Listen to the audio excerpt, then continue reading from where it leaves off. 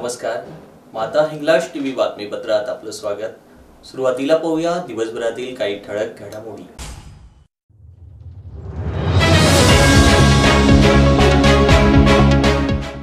धुळ्यात दिवसेंदिवस चोरट्यांचा हैदोस, चोरट्यांना पकडण्यास पोलीस यंत्रणा अपयशी।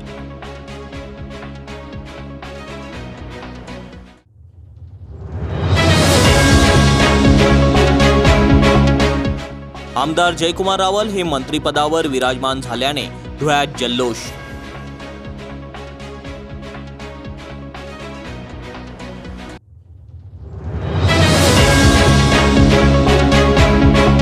वेतन अदा करावे अशी मागणी करणाऱ्या पोलीस उपअधीक्षकांची चौकशी करावी, पत्रकार परिषदेत पंकज साळुंखे यांची मागणी।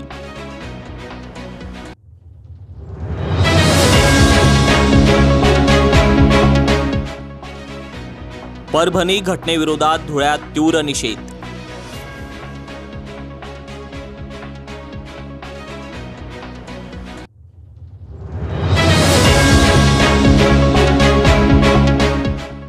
थंडीचा वाढता जोर पाहता शाळेच्या वेळेत बदल करावा, शिक्षक परिषदेची मागणी।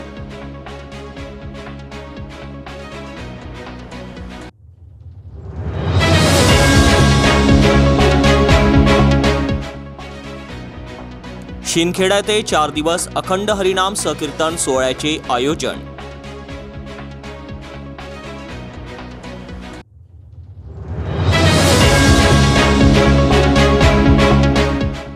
मी आमदार म्हणून नव्हे तर एक सालदार म्हणून काम करणार, आमदार अनुप अग्रवाल।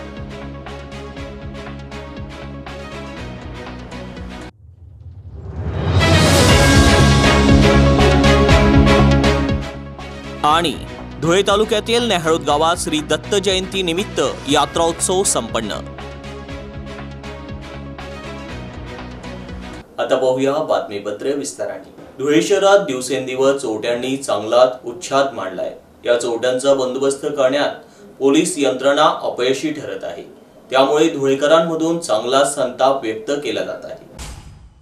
धुळे शहरासह परिसरात चोरीच्या घटनांमध्ये कमालीची वाढ होताना दिसत आहे। दिवसेंदिवस चोऱ्या होत असल्यावर देखील पोलीस यंत्रणा स्वस्त आणि मस्तच दिसत आहे। धुळे शहरात रोज कुठे ना कुठे चोऱ्या घरफोड्या होत असल्याने शहरातील नागरिकांमध्ये मोठ्या प्रमाणात भीतीचं वातावरण निर्माण झालंय। विशेष करून कॉलनी परिसर, दुकानांकडे चोरट्यांनी आपला मोर्चा चांगलाच वळविला आहे। त्यामुळे अशा कॉलनी परिसरात पोलिसांची गस्त वाढवावी अशी मागणी सध्या धुळेकर नागरिक धुळे जिल्हा पोलीस प्रशासनाकडे करतायत। अशा संधीसाधू चोरट्यांचा बंदोबस्त करून चोरी गेलेला माल घरमालकांना मिळवून द्यावा अशी मागणी सुज्ञ धुळेकरांमधून पोलीस प्रशासनाकडे केली जात आहे। नागपूर येथे मंत्रिमंडळाच्या शपथविधी कार्यक्रमात आमदार जयकुमार रावल यांनी मंत्रिपदाची शपथ घेतली। या पार्श्वभूमीवर धुळे शहरात भारतीय जनता पार्टीचे पदाधिकारी कार्यकर्त्यांनी शहराच्या झाशी राणी पुतळ्या शेजारी एकच जल्लोष करीत आपला आनंदोत्सव साजरा केला। खान्देशचे सुपुत्र आणि शिंदखेडा मतदारसंघात झालेल्या यंदाच्या विधानसभा निवडणुकीत 5व्यांदा आमदारपदाचा डोंगर उभा करणारे व माजी मंत्री आमदार जयकुमार रावल हे दुसऱ्यांदा मंत्रिपदावर विराजमान झाल्याने खान्देश वासियांना गर्वाची बाब ठरली आहे। त्यामुळे आज दोंडाईच्या शहरातच नव्हे तर धुळे शहरात देखील आमदार जयकुमार रावल हे दुसऱ्यांदा मंत्री झाल्याने भाजप पक्षाच्या पदाधिकारी व कार्यकर्त्यांतर्फे मोठा आनंदोत्सव साजरा करण्यात आला। धुळे शहरातील भारतीय जनता पार्टीचे पदाधिकारी व कार्यकर्त्यांतर्फे शहरातील झाशी राणी पुतळ्या शेजारी एकच जल्लोष करीत आपला आनंदोत्सव साजरा करण्यात आला। याप्रसंगी पक्षाचे डॉक्टर सुशील महाजन, सौ प्रतिभाताई चौधरी, सौ जयश्रीताई अहिराव आदी पदाधिकारी व कार्यकर्ते मोठ्या संख्येने उपस्थित होते। माननीय जयकुमार रावल यांनी घेतल्याचा जल्लोष करण्यात आला। जयकुमार भाऊ यांनी याच्या आधी खूप चांगले कामं धुळे जिल्ह्यात करून दाखवलेले आहेत। यापुढेही जो काही अनुशेष भरून निघेल तो नक्कीच जयकुमार भाऊंच्या मार्गदर्शनाने नक्कीच भरून निघेल। त्याकरता गिरीशभाऊ महाजन असतील, जयकुमार रावल असतील आणि आमचे अनुपभाई अग्रवाल सर्वच धुळे शहराच्या विकासाकरता अग्रगण्य राहतील। धन्यवाद। भारतीय जनता पार्टीचे आमचे सर्व पदाधिकारी, भारतीय जनता पार्टीचे आमचे सर्व कार्यकर्ते यांच्या वतीने मंत्रिमंडळात धुळे खान्देशचे नेते आदरणीय जयकुमार भाऊ रावल यांचा काल मंत्रिपदाची जयकुमार भाऊंनी शपथ घेतली, त्या निमित्ताने आम्ही सर्वांनी जल्लोष केलेला आहे। भाऊंच्या माध्यमातून या खानदेशातील सर्व विकासाची कामं ही पूर्ण केली जातील आणि पूर्ण होतील ही आम्हाला अपेक्षा आहे। या मंत्रिमंडळासाठी सर्व मंत्री आमचे गिरीश भाऊ महाजन असतील, तसेच वेगवेगळ्या आमच्या 4 महिलांचा देखील मंत्रिमंडळात समावेश झालेला आहे आणि इतर सर्व मंत्र्यांचा आम्ही भारतीय जनता पार्टी धुळे महानगर यांच्या वतीने अभिनंदन करतो। विशेष शिक्षक शांताराम बेहेरे व त्यांच्या पत्नी वैशाली बेहेरे यांचे वेतन अदा करावे अशी मागणी करणाऱ्या धुळे लाचलुचपत प्रतिबंधक विभागाच्या पोलीस उपअधीक्षकांची चौकशी करावी, तसेच चौकशी पूर्ण होत नाही तोपर्यंत दोघांचे वेतन अदा करू नये अशी मागणी Republican party of India Maratha आघाडीचे राष्ट्रीय महामंत्री पंकज साळुंके यांनी पत्रकार परिषदेत केली आहे। धुळे शहरातील साक्री रोडवरील धुळे जिल्हा मराठी पत्रकार संघाच्या सभागृहात पंकज साळुंके यांनी पत्रकारांशी संवाद साधला। यावेळी लोक जनशक्ती पार्टीचे दिलीप साळवे, शोभाताई बच्छाव, कुंदन खरात, प्रमोद सोनवणे, सागर चव्हाण आदी उपस्थित होते। यावेळेस बोलताना ते म्हणाले की केंद्र शासन पुरस्कृत अपंग एकात्म शिक्षण योजनेअंतर्गत कार्यरत असलेले धुळे जिल्ह्यातील शांताराम गोटू बेहेरे व वैशाली शांताराम बेहेरे यांच्याकडून आज पावेतो सर्व वेतन व वेतनेतर लाभ तात्काळ वसूल करावे, तसेच त्यांच्यावर गुन्हा दाखल करावा अशी मागणी आम्ही केंद्र व राज्य शासनाकडे 14 पत्रातून केली होती। त्याला कारणही तसेच होते। या दोन्ही विशेष शिक्षकांच्या युनिटवरील नियुक्तीबाबत अनेक त्रुटी आढळून आलेल्या आहेत। तर शांताराम बेहेरे स्वतः केंद्र शासन पुरस्कृत अपंग एकात्म शिक्षण योजनेअंतर्गत कार्यरत असलेल्या बनावट विशेष शिक्षकांचा मुख्य सूत्रधार म्हणून कायदेशीर सिद्ध झालेले आहेत। तसेच त्यांच्यावर धुळ्यात आर्थिक गुन्हे शाखेकडे गुन्हा दाखल आहे। त्यास 22 दिवस तुरुंगातही जावे लागलेले आहे। त्यामुळे जोपर्यंत न्यायालयीन प्रक्रिया पूर्ण होत नाही, तसेच दोघा विशेष शिक्षकांची शासकीय चौकशी पूर्ण होत नाही, तोपर्यंत त्यांना वेतन अदा करण्यात येऊ नये अशी आपली मागणी आहे। वेतन अदा केल्यास बेमुदत उपोषण करू असा इशाराही पंकज साळुंके यांनी दिलाय। सर्वांना माहिती आहे की 2012 पासून केंद्र शासन पुरस्कृत अपंग समावेशित शिक्षण योजनेअंतर्गत कार्यरत असलेले जे काही विशेष शिक्षक आहेत, त्या विशेष शिक्षकांच्या वतीने जो काही भ्रष्टाचार झालेला आहे, त्या भ्रष्टाचाराची पायामुळे बदलण्यासाठी माननीय आमदार रामदासजी आठवले साहेबांच्या नेतृत्वाखाली काम करतोय। आमच्या उत्तर महाराष्ट्राचे अध्यक्ष माननीय प्रकाशजी लोंढे त्यांच्याशी सुद्धा माझ्या या संदर्भात बोलणं झालं, आजच्या पत्रकार परिषदेच्या संदर्भात। त्यांनी मला तशा आदेश दिले। तर विषय आता असा आहे की शांताराम गोटू बेहेरे आपल्या सर्वांना जिल्ह्याला नव्हे तर पूर्ण महाराष्ट्र राज्याला परिचित असलेला व्यक्तिमत्व आहे। शांताराम गोटू बेहेरे माझा काही दुश्मन नाही, मी काय त्याचा दुश्मन नाही, माझा काही राजकीय संबंध नाही, परंतु या योजनेतला मुख्य सूत्रधार तो आहे। त्याच्यामुळे पूर्ण महाराष्ट्र राज्य बंगला आहे या योजनेमध्ये। या संदर्भामध्ये मी मागे तक्रार केली होती 2017 साली। त्या तक्रारीच्या अनुषंगाने शिक्षण उपसंचालक महाराज नाशिक रामचंद्र जाधव साहेबांनी निकाल दिला होता व हे दोषी आहेत, संबंधितांवर गुन्हे दाखल करावे बोगस शिक्षकांवर, आणि त्यांचा मोर्चा म्हणून शांताराम गोटू बेहेरे याला सुद्धा अटक करण्यात यावी, याच्यावर सुद्धा फौजदारी गुन्हा दाखल करण्यात यावा। तर ते सगळं झाल्यानंतर ती ऑर्डर दिल्यानंतर यांनी मान्य उच्च न्यायालय औरंगाबाद खंडपीठात धाव घेतली। औरंगाबाद खंडपीठातून त्यांच्या विरोधात निकाल लागला साधारणतः 2020-21 साली। तो निकाल लागल्यानंतर तरी मी शांत बसलो 4 महिन्यापर्यंत की शालेय शिक्षण विभागातले कर्मचारी जे आहेत, अधिकारी जे आहेत, तत्कालीन शिक्षण अधिकारी मोहन देशले हे याच्यावरती कारवाई करतील, परंतु ते काही तसं होताना दिसलं नाही। तब्बल 4 महिन्यानंतर मग मी आपल्या धुळे जिल्ह्याचे कर्तव्यदक्ष पोलीस अधीक्षक आणि पाटील साहेब होते त्या कालखंडामध्ये, त्या पाटील साहेबांची भेट घेतली आणि त्यांना वस्तुनिष्ठ सगळी सांगितली। औरंगाबाद हायकोर्टाचा निकाल दाखवला आणि त्यांनी ताबडतोब लगेच ऍक्शन घेऊन त्या संबंधित 7 शिक्षक विशेष शिक्षकांवर गुन्हे दाखल केले आणि शांताराम गोटुबेरेवर देखील गुन्हा दाखल केला आणि त्यांना तुरुंगात टाकलं। 22 दिवस हा शांताराम गोटुबेरे तुरुंगात होता। त्याच्यावर आतापर्यंत 406, 409, 420, 465, 468, 471, 120 34 ऑब्लिक अशा प्रकारचे मोठे गुन्हे त्याच्यावर आज रोजी दाखल आहेत। त्या गुन्ह्यामधला आजही ते प्रकरण न्यायप्रविष्ट आहे। हा पाठ झाला। या पाठ नंतर यांच्या संदर्भातही मला सक्षम पुरावे मला मिळाले। शांताराम गोटुबेरे आणि शांताराम गोटुबेरे आणि त्यांच्या धर्मपत्नी या वैशाली शांताराम बेरे यांच्या संदर्भात देखील मला पुरावे मिळाले।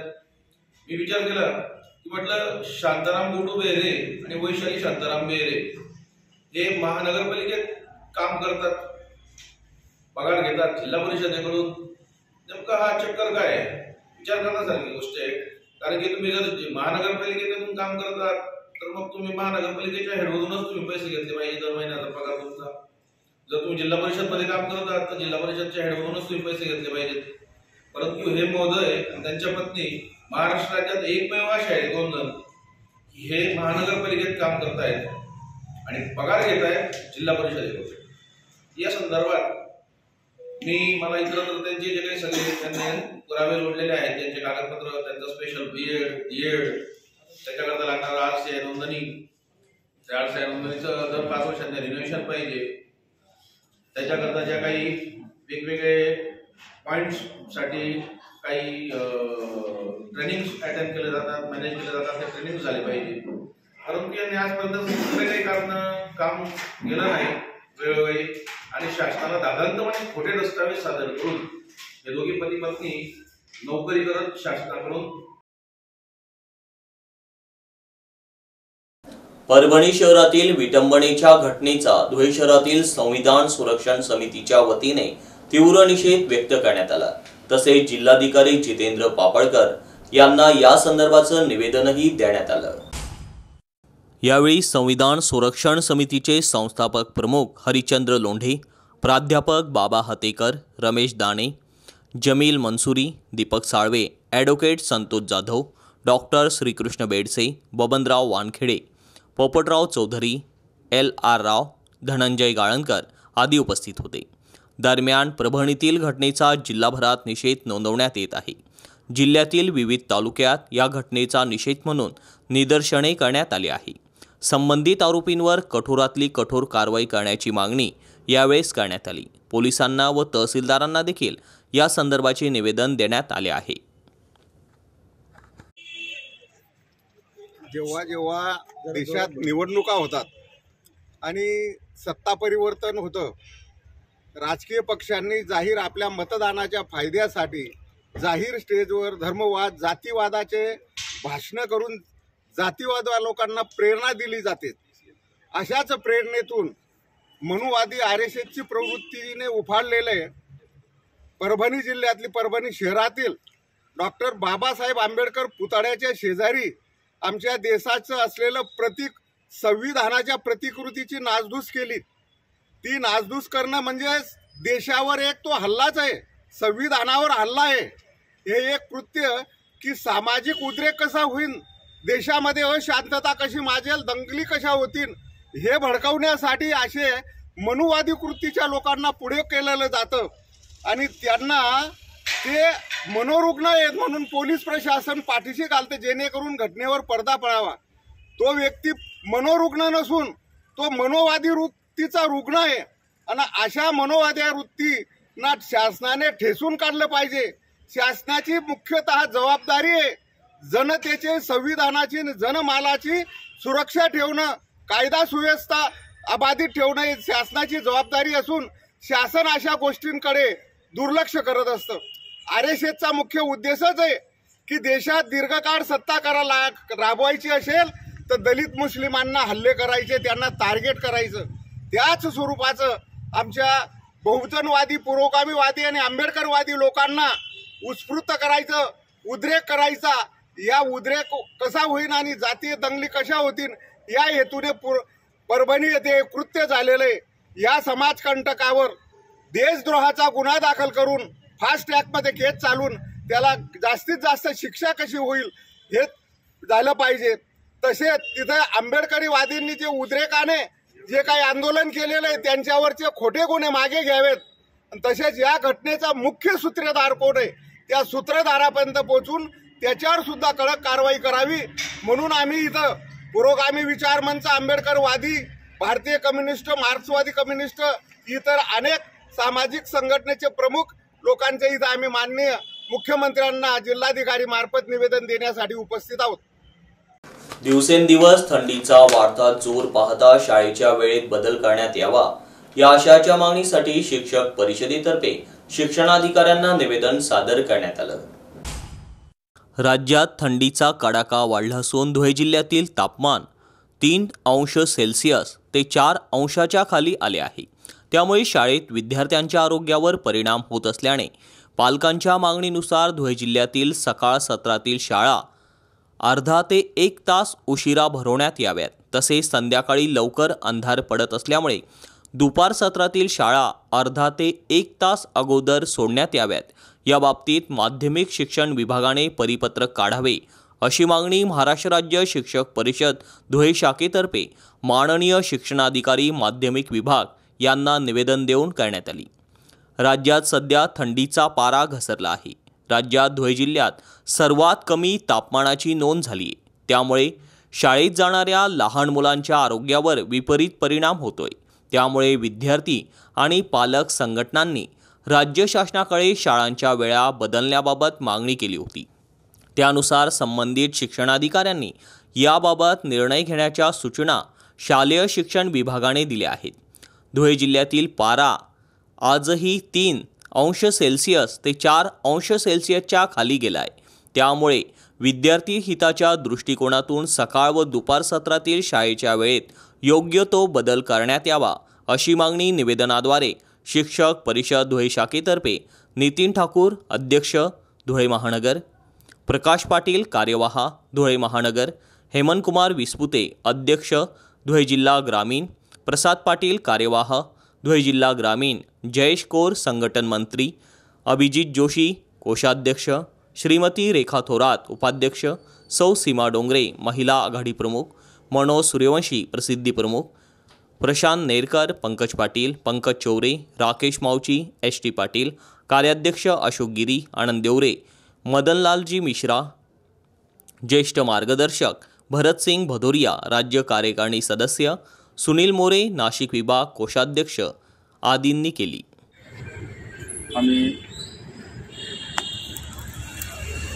आम्ही महाराष्ट्र राज्य शिक्षक परिषदेच्या वतीने आज महाशय शिक्षण अधिकारी साहेबांना भेटलो आणि सध्याची राज्यभरातील थंडीची जी लाट आलेली आहे त्यातल्या त्यात आपल्या धुळे जिल्ह्यात कडाक्याची थंडी पडत आहे, आपण सर्व अनुभवत आहोत।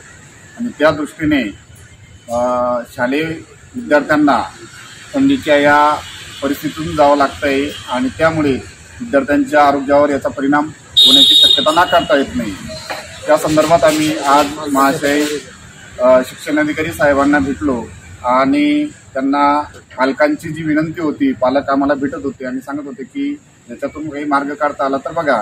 तर त्या दृष्टीने आम्ही शिक्षणाधिकारी साहेबांना भेटून आज निवेदन दिलं की सकाळ सत्रातील ज्या शाळा असतील तर त्या शाळांना कमीत कमी अर्धा तास उशिरा भरवण्याची आणि दुपार सत्रातल्या शाळांना अर्धा तास लवकर सोडण्याची आम्ही विनंती केलेली आहे। त्या दृष्टीने आम्हाला तसा महाशय शिक्षणाधिकारी साहेब माध्यमिक यांनी प्रतिसादही योग्य तो दिलेला आहे आणि येत्या 2 दिवसात त्यांनी तसं पत्रक काढण्याची आम्हाला ग्वाही दिलेली आहे।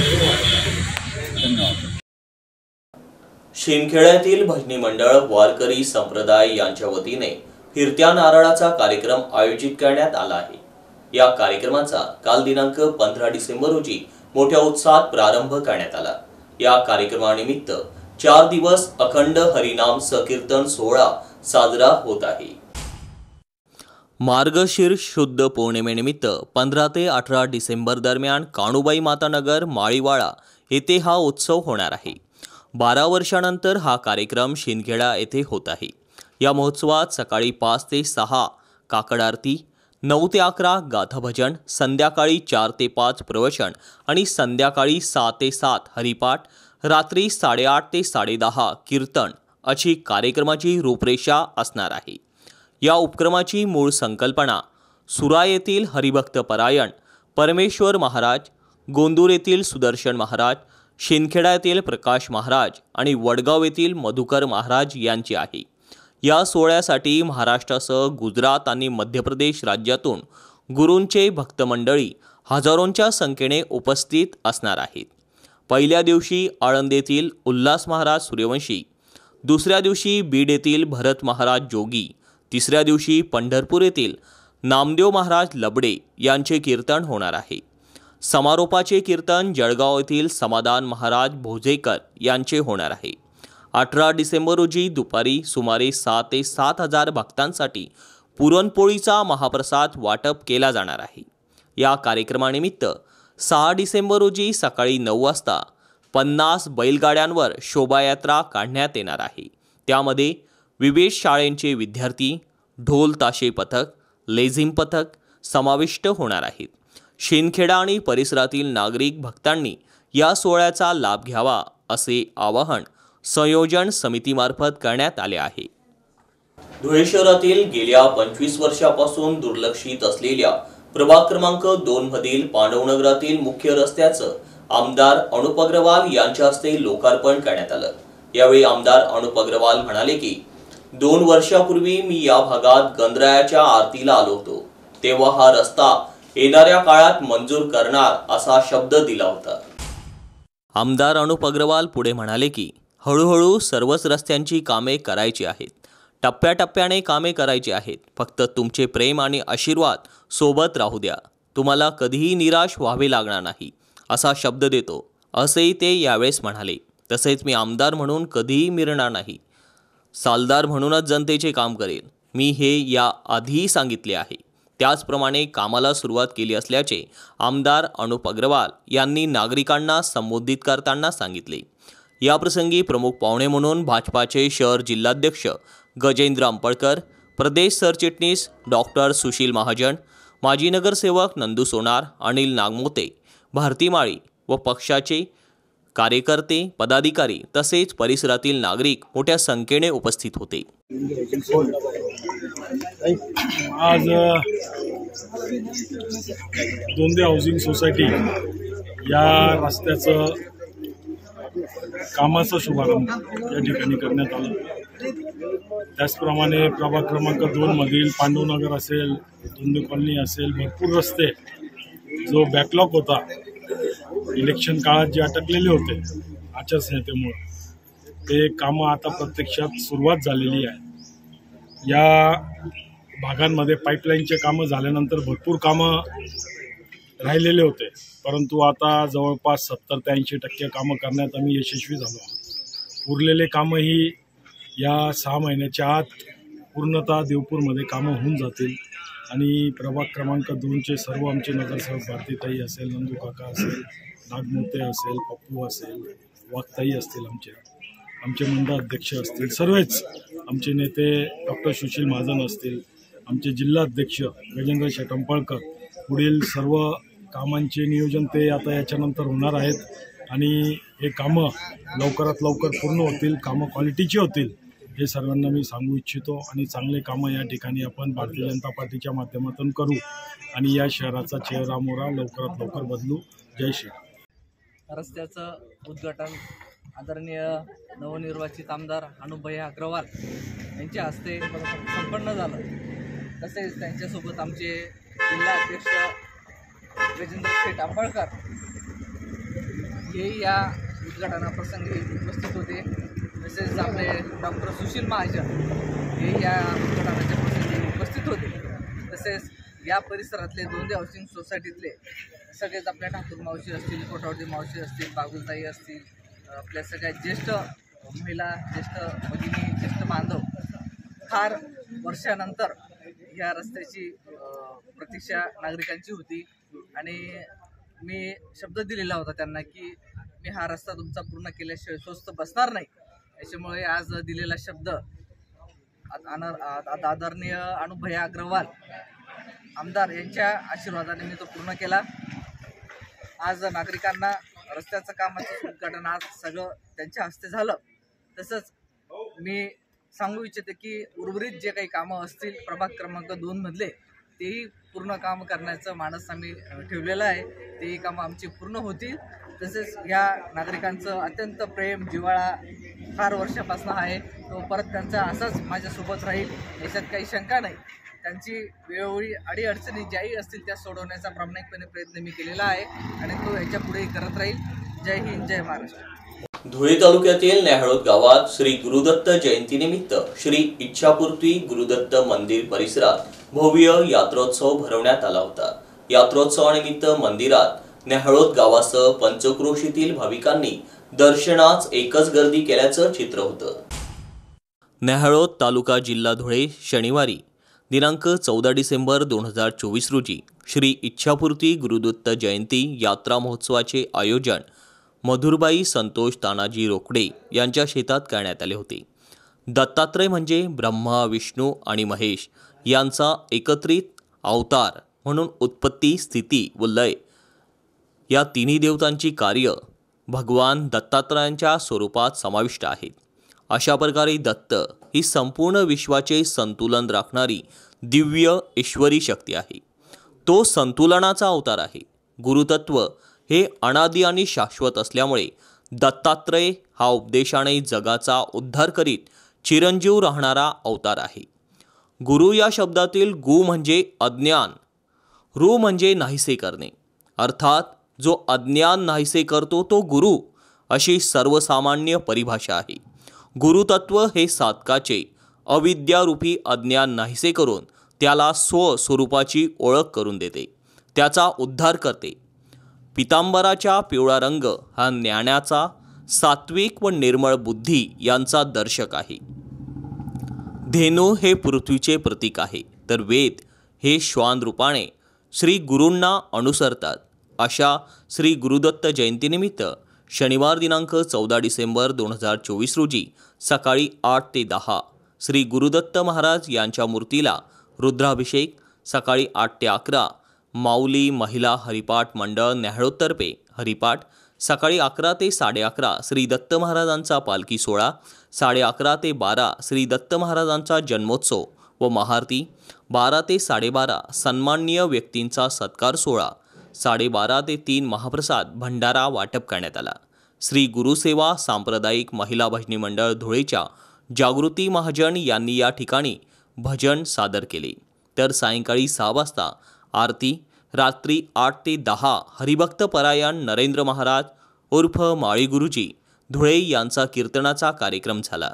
तर यावेळेस ॲडव्होकेट चुनीलाल रोकडे, आदिवासी विकास संघाचे संस्थापक अध्यक्ष प्राध्यापक मोतीलाल सोनवणे, सौ सुनीता रोकडे, BN बिरारी आदी उपस्थित होते. या ठिकाणी सन 2007 पासून सातत्याने दरवर्षी या ठिकाणी गुरुदत्त महाराजांची जयंतीनिमित्त यात्रा भरवण्यात येते आणि ही यात्रा दिवसेंदिवस याला भक्तांची जी संख्या आहे ती दिवसेंदिवस वाढतेच आहे. या मंदिराचं वैशिष्ट्य म्हणजे या ठिकाणी गुरुदत्तांनीच चमत्कार दिला होता आणि तो आपल्या ॲडव्होकेट चुनीलालजी रोकडे यांना तो साक्षात्कार झाला आणि त्यांनी या ठिकाणी मंदिराची स्थापना केली. या मंदिराच्या ठिकाणी अनेक संत महंतांनी या ठिकाणी भेटी दिलेल्या आहेत. किंबहुना धुळेचे बापूजी भंडारी संस्थान या संस्थांच्या आणि या मंदिराचं अतिशय जवळचे संबंध आहेत आणि या ठिकाणचे कार्यक्रम आणि या ठिकाणचे होणारे कार्यक्रम हे जवळपास निश्चित असतात आणि त्याप्रमाणे ते दरवर्षी होतात. ॲडव्होकेट चुनीलालजी रोकडे हे व्यवसायाने वकिली करत असले तरी दत्तांचे परमभक्त आहेत. वर्षभर ते त्यांच्या कामात व्यस्त असतात, परंतु दत्त जयंती आली की साधारणतः 1 आठवडाभर ते या कामासाठी लागतात आणि या ठिकाणी चांगल्या प्रकारे यात्रा भरवतात। या ठिकाणी दरवर्षी पालखीची मिरवणूक होते। या ठिकाणी दरवर्षी भजन कीर्तनांचा कार्यक्रम असतो आणि मला वाटतं रात्री कीर्तनाचा कार्यक्रम दरवर्षी असतो। अतिशय नावाजलेले प्रख्यात असे कीर्तनकार या ठिकाणी येतात आणि आपलं कीर्तन सादर करतात। या पंचक्रोशीतल्या सर्व समाज बांधवांनी सुद्धा या परिसरामध्ये दरवर्षी मोठी गर्दी होते आणि भंडाऱ्याचा कार्यक्रम या ठिकाणी होतो। आता लवकरच या ठिकाणी आता भंडाऱ्याला सुरुवात होईल। दरवर्षी या पंचक्रोशीतला समाज बांधव या महाप्रसादाचा लाभ सुद्धा घेतात आणि रात्री किमान 2 ते 2:30 वाजेपर्यंत या ठिकाणी विविध कार्यक्रम चालतात। शेवटी पुन्हा एक नजर ठळक घडामोडींवर।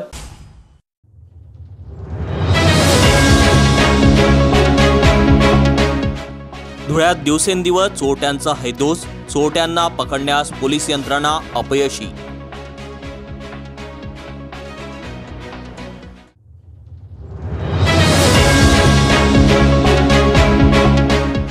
आमदार जयकुमार रावल हे मंत्रिपदावर विराजमान झाल्याने धुळ्यात जल्लोष।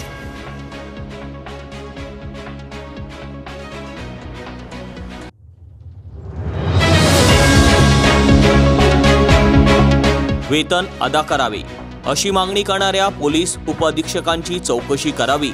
पत्रकार परिषदेत पंकज साळुंके यांची मागणी।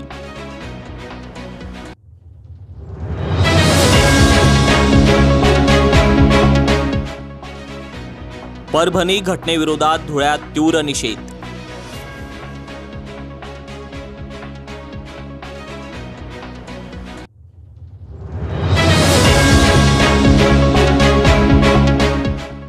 थंडीचा वाढता जोर पाहता शाळेच्या वेळेत बदल करावा, शिक्षक परिषदेची मागणी।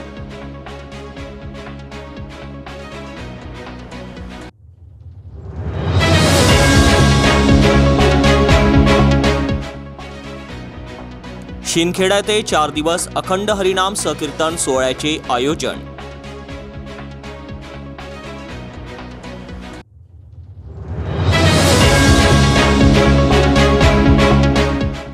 मी आमदार म्हणून नव्हे तर एक सालदार म्हणून काम करणार, आमदार अनुप अग्रवाल।